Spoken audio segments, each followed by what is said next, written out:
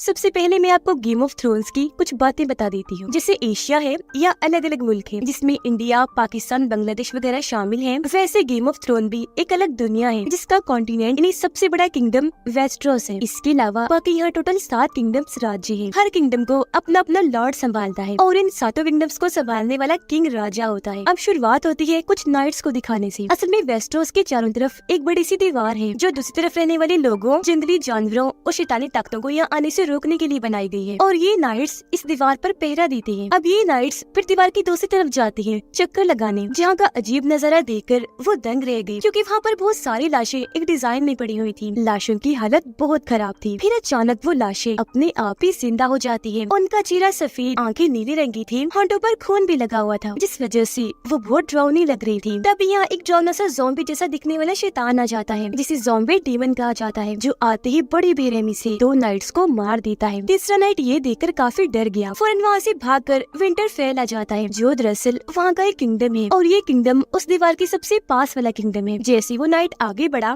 यहाँ के सोल्जर्स उसे पकड़ लेते हैं, जिसके बाद यहाँ आई नाइट स्टार जो इस किंगडम विंटरफेल के लॉर्ड हैं, यानी यहाँ की हिफाजत करते हैं, यहाँ के हेड हैं। नाइट स्टार अपनी तलवार से उस नाइट का गला काट देती है क्योंकि नाइट्स के कुछ असूल थे, जिससे वो शादी नहीं करेगा, हमेशा नाइट बनकर जिंदगी गुजारेगा और जहाँ रहता है वही रहेगा, कभी वहाँ से भागेगा नहीं। और क्योंकि यहाँ नाइट स्टार को लग रहा था कि वो बगावत कर रहा है, भागा है, इसलिए उन्होंने इस नाइट को मार दिया। अब नाइट स्टार अपने बच्चों के साथ जो वहाँ से जा रहे थे, जो रास्ते में उन्हें वुल्फ यानी भेड़िए के 6 बच्चे मिलते हैं जिनके माँ बाप वुल्फ को किसी ने मार दिया था। अब नाइट स्टार के खानदान का निशान एक वुल्फ का ही था, इसीलिए वो 6 के 6 वुल्फ के बच्चे अपने बच्चों को दे देते हैं। यहाँ उनके अपने 5 ही बच्चे थे। 2 बच्चे जो जवान थे वो उनके सुतेले बेटे थे, जिनमें से एक का नाम जॉन था। अब हमें इन 7 किंगडम का कैपिटल यानी सबसे बड़ा शहर दिखाया जाता है, जहाँ खुद किंग भी रहता है। यहाँ किंग की वाइफ अपने भाई जेमी से बात कर रही थी कि किंग का जो राइट हैंड था, इन्हीं किंग का खास आदमी, अचानक किसी वजह से उनकी मौत हो गई है। उधर विंटरफेल में नाइट स्टार की वाइफ उनके पास एक खत लेकर आती है जिसमें लिखा था कि किंग नाइट स्टार के किंगडम आ रहे हैं। हमें एक जगह दिखाई गई जहाँ 2 खास नस्ल के बच्चे रह रहे थे। खास नस्ल इसलिए क्योंकि उनकी कुछ खूबियाँ थी, कुछ ताकतें थी उनके पास, जिनके बाल गोल्डन रंग के थे। दोनों बच्चे जवान थे, बहन भाई थे। इनमें लड़की का नाम डेनेरियस था। इन दोनों के डैड ने काफी सालों तक इन 7 किंगडम्स पर राज किया था, लेकिन फिर कुछ सालों पहले नाइट स्टार और अब जो किंग है उन्होंने मिलकर एक साजिश की। उन्होंने जेमी, जो किंग की वाइफ का भाई भी है, उसे अपने साथ शामिल कर लिया,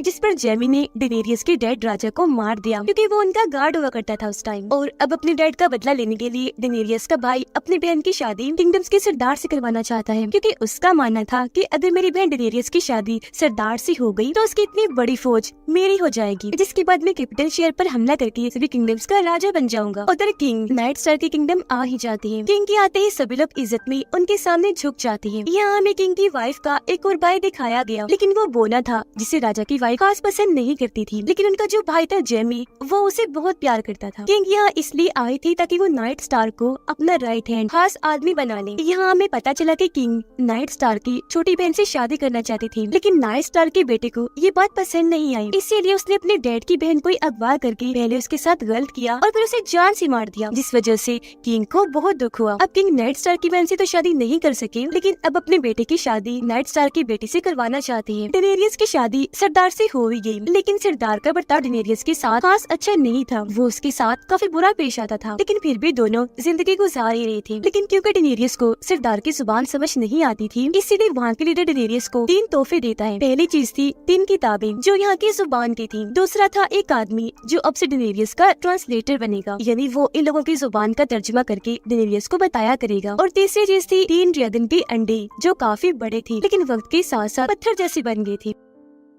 नाइट स्टार का छोटा बेटा एक खाली पड़े टावर पर चढ़ रहा था, जहाँ वो जेमी और उसकी बहन इन्हें किंग की वाइफ को एक साथ बड़ी अजीब हालत में देख लेता है। अब बच्चे किसी को जाकर बता न दे, इसलिए जेमी उसे मारने के लिए टावर से नीचे फेंक देता है। डेनेरियस अपने हस्बैंड सरदार की जुबान सीख रही थी, साथ ही साथ उसकी अपने हस्बैंड से ताल्लुक भी अच्छी हो गई थी। नाइट स्टार का बेटा टावर पर से गिरने की वजह से मरता तो नहीं, लेकिन कोमा में चला जाता है। लेकिन फिर भी नाइट स्टार अपनी दोनों बेटियों को लेकर कैपिटल शहर जा रही थी, जबकि उनका सुतेला बेटा जॉन नाइट बनने के लिए उस बड़ी सी दीवार के पास पास जा रहा था। अब बोने से किंग का बेटा बदतमीजी करने लगा, जिस वजह से बोने ने उसे 3 थप्पड़ लगा दिए। पास खड़ा हुआ एक आदमी जो दरअसल नाइट स्टार का सोल्जर था, वो सब देख रहा था और इसका चेहरा जला हुआ था। अब नाइट स्टार की वाइफ से मिलने मिनिस्टर आते हैं। गेम ऑफ थ्रोन में मिनिस्टर काफी पढ़े लिखे इंसान को कहा जाता है, जो डॉक्टर, साइंटिस्ट सभी का काम करते हैं, और वो इनकी फैमिली के खास मिनिस्टर थे। उनके जाने के बाद जॉन यहाँ आता है, क्योंकि वो भी जाने वाला था। वो यहाँ अपने सौतेले भाई जो कोमा में जा चुका था उससे मिलने आया था। यहाँ हम साफ साफ देख पाते हैं कि नाइट स्टार की वाइफ उसे खास पसंद नहीं करती थी, लेकिन जॉन अपने बहन भाइयों से प्यार करता था, बेशक वो सौतेले ही क्यों न थे। जिसके बाद में वो अपनी छोटी बहन के पास जाकर उसे छोटी सी तलवार गिफ्ट करता है, क्योंकि वो आम बच्चियों जैसी नहीं थी बल्कि खास थी। उसे भी वॉरियर बनना था, बचपन से ही वो बहादुर थी। जिसके बाद जॉन नाइट बनने अपने रास्ते पर और नाइट स्टार अपने रास्ते पर निकलने लगती है। जाते जाते जॉन उनसे अपनी मॉम के बारे में पूछता है कि मेरी असल मॉम कहाँ है और वो कौन थी। नाइट स्टार कहती है कि जब तुम सफर से लौटोगे तो मैं तुम्हें तुम्हारी माँ के बारे में बता दूंगा। नाइट स्टार्क और किंग जब एक जगह बैठे थे तो तभी किंग को एक खत मिला, जिस पर लिखा था कि डेनेरियस और सरदार की शादी हो गई है। जो सुनकर किंग को इतना गुस्सा आया कि वो डेनेरियस को मारने के लिए कहता है, पर नाइट स्टार्क उनकी इस बात से सहमत नहीं होते और मना कर देते हैं। सफर में जॉन के साथ बोना भी जा रहा था, क्योंकि वो दीवार के पास जा रही थी, इसलिए वो भी दीवार को करीब से देखना चाहता था। यहाँ कुछ क्रिमिनल्स इन्हीं मुजरिम भी साथ जा रही थी, क्योंकि वो नाइट्स बन के साथ जाने वाली थी। अब किंग का बेटा और नाइट स्टार की बेटी आपस में बातें कर रही थी, क्योंकि आगे चल के उनकी शादी होने वाली थी। लेकिन यहाँ किंग का बेटा देखता है कि नाइट स्टार की छोटी बेटी एक गरीब लड़के के साथ तलवार से खेल रही है, जो चीज उसे बिल्कुल अच्छी नहीं लगी। वो अपनी तलवार लेकर उस लड़की के चेहरे पर कट लगा देता है। ये देखकर बच्ची को गुस्सा आ गया, क्योंकि वो गरीब लड़का उसका दोस्त था। इसलिए वो किंग के बेटे, जिसके साथ उसकी बहन की शादी होने वाली थी,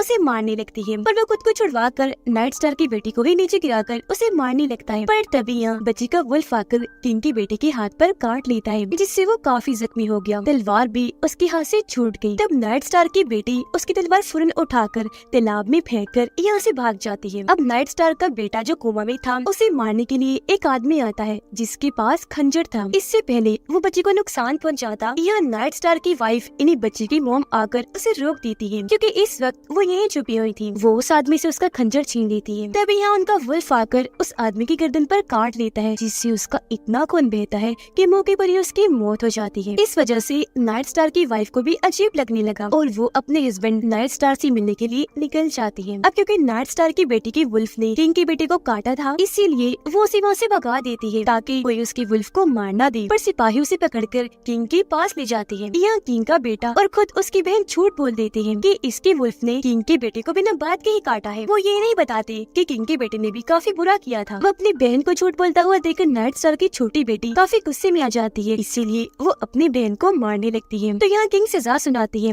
कि नाइट स्टार की छोटी बेटी का जो वुल्फ है उसे मार दिया जाए। पर क्योंकि उसने तो पहले अपने वुल्फ को भगा दिया था, तो किंग कहते हैं तो फिर उसकी बड़ी बहन की वुल्फ को मार दो। इसीलिए अब नाइट स्टार खुद जाकर अपनी बड़ी बेटी की वुल्फ को मार देते हैं। कुछ ही देर में नाइट स्टार कैपिटल शहर पहुँच जाते हैं, जहाँ उन्हें मिलने के लिए कौंसिल बुलाया जाता है। यहाँ उनकी मुलाकात किंग के भाई एक लॉर्ड जो सारा बिजनेस संभालते हैं उनसे और एक रिपोर्टर लॉर्ड से होती है, जिन्होंने अलग अलग जगह पर अपनी खबरें छोड़े हुए थी, जो सारी जानकारी लाकर किंग को देती है। एक बूढ़ा आदमी भी उनसे मिलता है, जो यहाँ के मास्टर है। अब डेनेरियस को पता चलता है कि वो माँ बनने वाली है, और उसका जो ट्रांसलेटर है वो सारी खबरें किंग तक पहुँचाता है। खत के जरिए उसने किंग को बताया था कि डेनेरियस की शादी सरदार से हो गई है। जॉन भी दीवार के पास पहुँच गया था, जो यहाँ नए बनने वाली वॉरियर्स योद्धा को तलवारबाजी सिखा रहा था।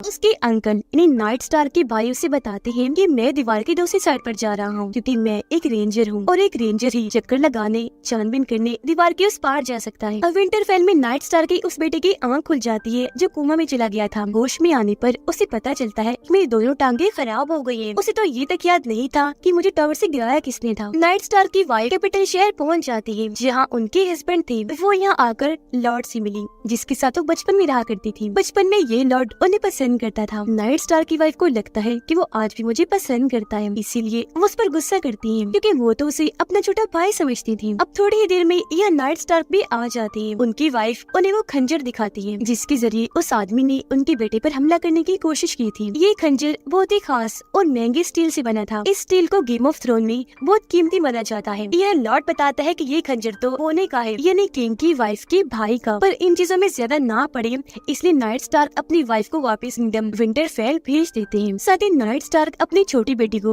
तलवारबाजी सिखाने के लिए उसके पास तलवारबाज को भेजते हैं जो आज से उसे तलवारबाजी सिखाएगा। नाइट स्टार्क की छोटी बेटी जो अभी अभी कोमा से बाहर आया था, उसे एक सपना आता है जिसमें वो 3 आंखों वाले परिंदे को देखता है, लेकिन तभी अचानक उसकी आंख खुल जाती है। उसके सामने सुतीला भाई खड़ा था जो उसी नाइट स्टार के बड़े बेटे के पास ले जाने आया था, और क्योंकि वो बच्चा अभी चल नहीं सकता था तो उसे उठाने वहाँ एक आदमी को बुलाया जाता है। अब कैपिटल शहर में एक टूर्नामेंट यानी मुकाबला रखा गया था क्योंकि नाइट स्टार यहाँ के किंग की राइट हैंड खास आदमी बन गई थी, जबकि खुद नाइट स्टार जाकर एक बूढ़े आदमी से मिलते हैं क्योंकि वो यहाँ सबसे पुराने किंग की राइट हैंड जो बाद में खुद भी किंग बन गई थी उसके बारे में जानने आई थी। जहाँ वो बूढ़ा आदमी बताता है कि किंग की वो राइट हैंड हमेशा एक किताब पढ़ा करती थी जो किताब वेस्टरोस की तारीख के बारे में है। ये कहकर बूढ़ा आदमी उनके सामने वो किताब भी लेकर आता है, जिसे नाइट स्टार भी पढ़ने लगती है क्योंकि वो जानना चाहते थे कि आखिर किंग की वो राइट हैंड इस किताब में इतने दिलचस्पी क्यों लेती थी। फिर नाइट स्टार जाकर एक लड़के से मिलते हैं क्योंकि राइट हैंड भी इससे बहुत मिलने आया करती थी। यहाँ उसके चेहरे को देखकर नाइट स्टार को पता चलता है कि ये लड़का अब वाले किंग का सुतीला बेटा है। खैर टूर्नामेंट शुरू हो जाता है जहाँ एक जले हुए सोल्जर का भाई और तलवारबाज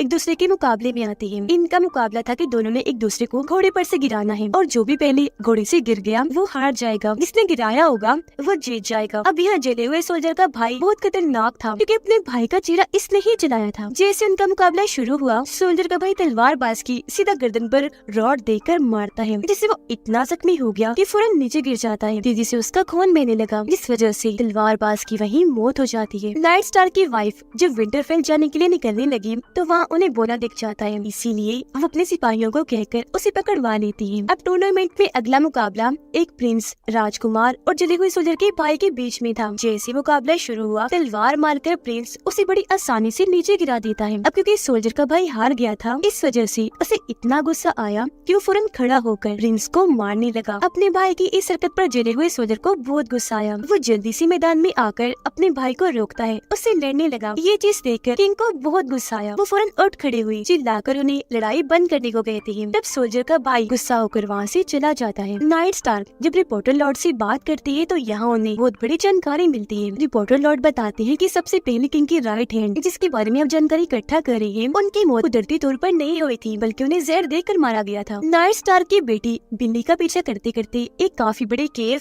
गार में आ गई थी, जहाँ उसे ड्रैगन के बहुत बड़े बड़े स्केलेटन ढांचे पड़े मिलते हैं क्योंकि जो नाइट स्टार का खानदान है वो ड्रैगन पर सवारी कर सकते हैं, उन्हें कंट्रोल कर सकती थी। पर हैरत अभी तक यहाँ कोई ड्रैगन दिखाई नहीं दिए थे। अब किंग एक काउंसिल बिठाती है जिसमें वो नाइट स्टार को भी बुला लेती है और फौरन डेनेरियस को मारने का हुक्म देती है क्योंकि उन्हें खबर हो गई थी कि वो माँ बनने वाली है। इसीलिए उन्हें डर था कि वो अपने और बाकी किंगडम्स के साथ मिलकर कैपिटल शहर पर हमला कर सकती है। पर नाइट स्टार इस बात की मुखालफत करती है। जब किंग उनकी बात नहीं मानते, जिद पर अड़े रहे, तो वो अपने किंग की राइट हैंड वाला ओहदा छोड़कर वहाँ से चले जाते हैं।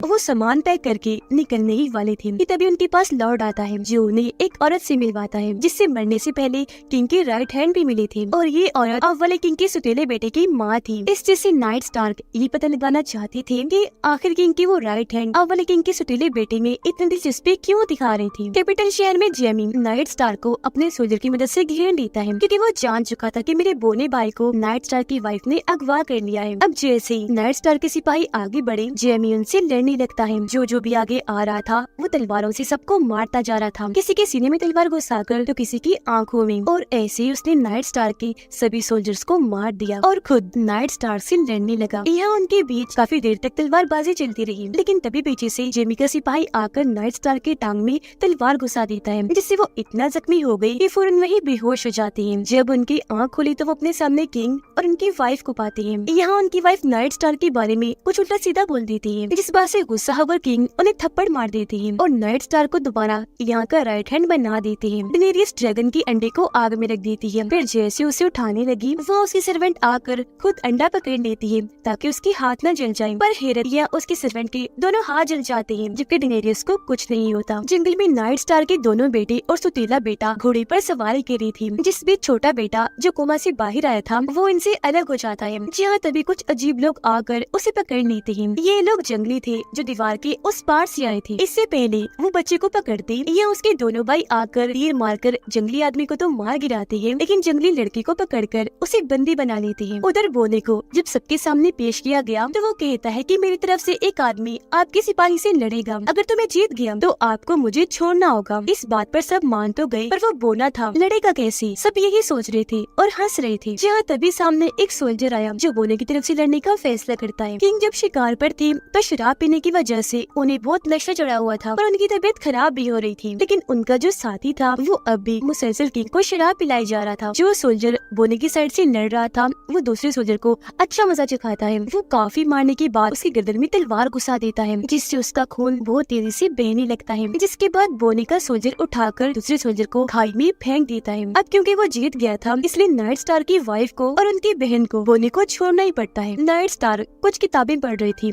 जिनसे वो एक बात सोचने लगती है कि इस वक्त के जो किंग हैं उनके खानदान में किसी के भी बाल गोल्डन नहीं होते, खुद किंग के भी नहीं है, उनके काले हैं, लेकिन उनके तीनों बच्चों के बाल गोल्डन हैं, जैसे जेमी के हैं। उधर डेनेरियस का भाई डेनेरियस और उसके हस्बैंड को तलवार दिखाकर डरा रहा था क्योंकि वो चाहता था कि वो दोनों उसे सोने का ताज पहनाएं। इस वजह से डेनेरियस के हस्बैंड को गुस्सा आ गया और वो सोने को पिघलाकर उसे डेनेरियस के भाई के सर पर डाल देता है, जिससे उसका सर पिघलने लगा। उसे इतनी तकलीफ हुई कि मौके पर ही तड़प तड़प कर उसकी मौत हो गई। अब हमें जेमी, किंग की वाइफ और बोने के डैड दिखाए जाते हैं, जो जेमी के पास आकर उसे अपने बहुत सारे सिपाही देता है और उसे अपने भाई बोने को बचाने के लिए भेज देता है। कैपिटल शहर में नाइट स्टार किंग की वाइफ से कहते हैं कि मुझे तुम्हारे और तुम्हारे भाई जेमी के बीच की ताल्लुकात का पता चल गया है और जब किंग वापस आएंगे तो मैं इस गलत ताल्लुक का उन्हें बता दूंगा। हमें किंग दिखाई गई जो बीमार हालत में बिस्तर पर पड़े थे, क्योंकि जब वो शिकार पर गए थे तो वहाँ काफी जख्मी हो गए थे शराब पीने की वजह से। उनकी हालत बिगड़ती जा रही थी, इसीलिए वो अपने पास नाइट स्टार को बुलाते हैं और उनसे एक खत लिखवाते हैं, जिसमें वो नाइट स्टार को पूरी जगह का प्रोटेक्टर, इन्हें हिफाजत करने वाला बनाते हैं, जिसका मतलब कि जब किंग मर जाएंगे तो नाइट स्टार पूरे किंगडम की हुकूमत को संभालेंगे। फिर जब किंग का बेटा बड़ा हो जाएगा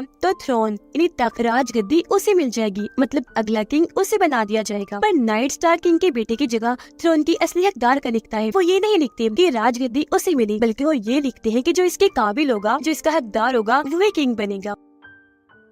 उधर दीवार के पास लॉर्ड कमांडर जो उनको अपना सर्वेंट बना लेता है, जो आज की बात उनकी सेवा करेगा, उनके लिए खाना बनाएगा, जो बात जो उनको काफी बुरी लगी क्योंकि वो एक रेंजर बनना चाहता था। कैपिटल शहर में नाइट स्टार लॉर्ड को अपने पास बुलाते हैं, कहने लगे कि यहाँ के जो शांति वाले लोग हैं, इन जो सुकून रखने का काम करते हैं, उनको बोलो अब वो मेरा साथ दे। इसके बाद नाइट स्टार को थ्रोन वाले कमरे में किंग का बेटा बुलाता है, जहाँ उसे पता चल गया था कि मेरे डैड इन्हें किंग मारे गए हैं और अब मैं ही वहाँ का किंग हूँ, इसलिए वो राजगद्दी संभाल लेता है। लेकिन तभी यहाँ नाइट स्टार किंग के गार्ड को किंग का लिखवाया गया आखिरी खत दिखाते हैं, जिसमें लिखा था कि नाइट स्टार इस हुकूमत की प्रोटेक्टर तब तक रहेंगी जब तक कि किंग का बेटा बड़ा नहीं हो जाता और थ्रोन, राजगद्दी हकदार को ही मिलेगी। पर किंग की वाइफ इस खत पर सहमत नहीं होती, खत को फाड़ देती है। ये देखकर नाइट स्टार वहाँ खड़े शांति वाले लोगों को किंग की वाइफ और उसके भाई जेमी के बीच की ताल्लुकात के बारे में बता देते हैं, पर इस बात से शांति वाले लोगों पर उल्टा ही असर होता है। ये सुनकर उन्हें गुस्सा तो आया, पर उन्होंने नाइट स्टार के सिपाहियों पर ही हमला कर दिया। एक एक करके सबके अंदर तलवारें घुसाकर उन्हें मार दिया। जंग का एक माहौल बन गया था वहाँ। साथ ही लॉर्ड जो पहले वफादार था वो नाइट स्टार के साथ गद्दारी करके उनके गर्दन पर तलवार रख देता है। बाहर भी जंग का माहौल था क्योंकि जेमी के गार्ड्स नाइट स्टार के गार्ड्स पर हमला करके उन पर भारी पड़ रहे थे। कुछ गार्ड नाइट स्टार की छोटी बेटी को भी पकड़ लेते हैं, लेकिन उसका तलवारबाज बच्ची को वहाँ से भगा देता है। अब दीवार की दूसरी तरफ से दो लाशें आती हैं, जो लाशें उन नाइट्स की थी जो दीवार की दूसरी तरफ गए थे नाइट स्टार के भाई के साथ। अब तक उनके भाई का भी कोई अता पता नहीं था क्योंकि उनका भी खाली घोड़ा ही वापस आया था। अब लॉर्ड कमांडर जॉन को बताती है कि तुम्हारे सुतेरे डैड नाइट स्टार को कैपिटल शहर में गद्दार कहकर पकड़ लिया गया है। ये सुनकर जॉन को गुस्सा आ गया। अपने डैड को बचाने के लिए वो कैपिटल शहर में जाने की बात करता है, जिस पर लॉर्ड कमांडर उसे नाइट के वादे याद करवाते हैं, जिसके मुताबिक एक नाइट की कोई फैमिली नहीं होती और उन्हें कोई फर्क नहीं पड़ना चाहिए कि सातों किंगडम्स में क्या हो रहा है। अब दीवार के पास एक लाश अचानक जिंदा हो जाती है जो बहुत भयानक बन गई थी और वो लॉर्ड कमांडर पर हमला कर देती है। पर तभी यहाँ जॉन आ जाता है लॉर्ड कमांडर को बचाने के लिए। वो तलवार से लाश का हाथ काट देता है, जो हाथ कटकर नीचे गिर जाता है। फिर वो लाश के पेट में तलवार घुसा देता है, पर लाश को कुछ नहीं होता, इसलिए जॉन उसकी तरफ लालटेन फेंककर आग लगा देता है। लाश जल गई, जिस मौके का फायदा उठाकर जॉन लॉर्ड कमांडर को लेकर वहाँ से भाग जाता है। उधर सरदार के बहुत सारे लोग उस पर गुस्सा करने लगे क्योंकि वो डेनेरियस की वो सारी बातें मानने लगा था। लोग बगावत पर उतर गए थे। एक लड़का तो तलवार से डेनेरियस के हस्बैंड पर हमला कर देता है जिससे उसके सीने पर कट लग जाता है। उसका खून निकलने लगा था। इस बात से उसे इतना गुस्सा आया कि उसने लड़की को गर्दन से पकड़कर उसके गले की हड्डियां तोड़ दी, जिससे वो वहीं मारा गया। वो ना अपने साथियों के साथ अपने डैड के पास पहुंचा, जहां उसके डैड नाइट स्टार के बेटे के साथ लड़ाई की तैयारियां कर रही थी और वो अपने बेटे बोनी और उसके साथियों को भी अपने साथ लड़ाई में शामिल कर लेते हैं। किंग का बेटा एक सीनियर सिपाही को बूढ़ा बोलकर उन्हें वहाँ से रिटायर कर देता है कि अब से तुम हमारे लिए काम नहीं करोगी। जिस बात से सिपाही को इतना गुस्सा आया कि वो खुद ही अपना ओहदा छोड़कर वहाँ से चला गया, जिसके बाद किंग का बेटा उनकी जगह जेमी को दे देता है। अब नाइट स्टार की बड़ी बेटी किंग के बेटे के सामने आकर बैठकर उसे माफी मांगती है ताकि वो उसके डैड नाइट स्टार को छोड़ दे। इस पर किंग का बेटा कहता है कि मैं वादा करता हूँ कि मैं तुम्हारे डैड नाइट स्टार और तुम्हें छोड़ दूंगा, लेकिन तब जब तुम्हारे डैड सबके सामने खड़े होकर इस बात को कबूल करे कि वो गद्दार है। नाइट स्टार के बड़े बेटे के पास उसकी मॉम भी आ गई थी क्योंकि वो लोग जंग लड़ने को तैयार थे। उन्होंने अपनी पूरी टीम भी बना ली थी जिन्हें लेकर वो पुल के ऊपर पहुँचते हैं। अब पुल पार करने के लिए उन्हें यहाँ के लीडर की इजाजत की जरूरत थी और जब नाइट स्टार की वाइफ इजाजत लेने जाती है तो लीडर का कहना था कि मैं तुम्हें पुल पार करने की इजाजत तभी दूंगा जब तुम्हारा बेटा मेरी बेटी से शादी करेगा और तुम्हारी छोटी बेटी को भी बड़ी होकर हमारे लड़के से शादी करनी होगी, जिसके लिए वो मान गई।